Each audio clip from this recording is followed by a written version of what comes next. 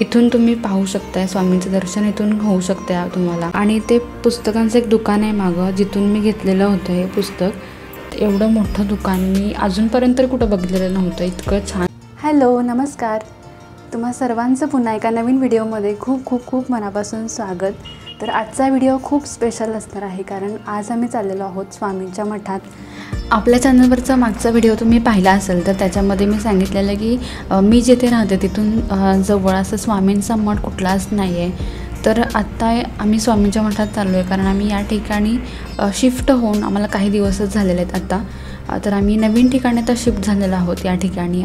आणि आता आम्हाला इथून जवळ असणारा स्वामींचा मठ म्हणजे हा भुईगावचा स्वामींचा मठ आहे। तर इथला जो स्वामींचा मठ आहे त्या ठिकाणी आम्ही आधी पण येऊन गेलेलो आहोत, आणि इथला जो आजूबाजूचा एरिया आहे तो अतिशय निसर्गरम्य आहे आणि अतिशय छान वाटते इथं आल्यावर। आणि भुईगावचा बीच पण इथून जवळच आहे, जवळपास 2 किलोमीटर अंतरावरती बीच आहे इथे। तर आता आम्ही पोचलेलो आहोत स्वामींच्या मठात, आणि स्वामींच्या मठाच्या बाहेरचा हा परिसर आहे। तर मठाच्याच बाजूला इथे पार्किंगची व्यवस्था इथे केलेली आहे, आणि इथं चप्पलचं स्टँड पण आहे एका साईडला।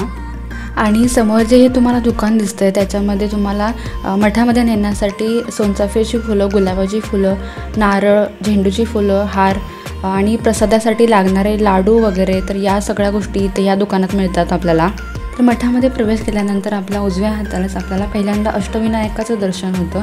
अष्टविनायकाचे 8 फोटो आपल्याला पाहायला मिळतात। त्याच्याच बाजूला नवदुर्गेचं दर्शन आपल्याला होतं। नवदुर्गेंचे 9 फोटो आपल्याला दिसतात, आणि समोरच स्वामींचं मठ आहे। आणि इथून आत गेल्यानंतर आपल्याला ब्रह्मांड नायक श्री स्वामी समर्थांचं दर्शन होतं। तर स्वामींचं दर्शन घेऊन बाहेर पडल्यानंतर इथे अशी प्रशस्त अशी जागा आहे बसण्यासाठी काही वेळ, आणि इथे बसल्यानंतर समोरच विठ्ठल रखुमाईचा मोठा असा फोटो इथे लावलेला आहे, आणि उजव्या साईडला स्वामींची मूर्ती आपल्याला इथून बसल्यावर दिसते। इथून तुम्ही पाहू शकताय, स्वामींचं दर्शन इथून होऊ शकते तुम्हाला।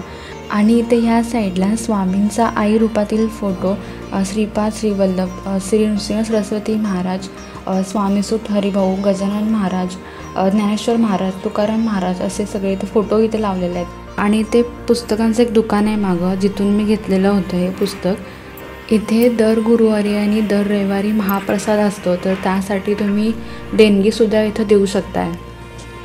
मठातून तुम्ही जेव्हा बाहेर पडता तेव्हा इथं दुकानं पण आहेत, तिथे तुम्हाला नारळ किंवा रांगोळीचे साचे मिळतात, आणि प्रसादसुद्धा इथे मिळतो।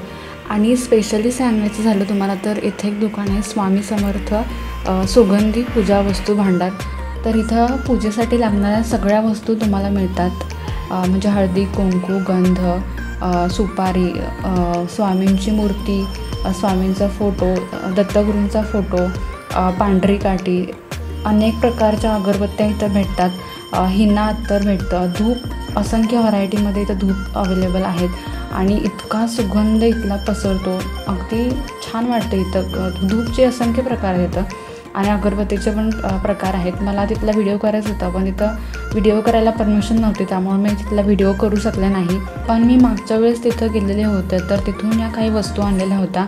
त्याचबरोबर वेगवेगळ्या प्रकारचे अत्तर, हिना अत्तर, मोगरा अत्तर, अंघोळीच्या पाण्यात टाकायचे अत्तर, जे फक्त तुम्हाला 5 थेंब टाकायचे असतात अंघोळीच्या पाण्यामध्ये, तर ते पण तुम्हाला इथे भेटतं। अगदी बऱ्याच वस्तू, पूजेसाठी लागणाऱ्या वस्तू जिथे मिळतात। एवढं मोठं दुकान मी अजूनपर्यंत कुठं बघितलेलं नव्हतं, इतकं छान।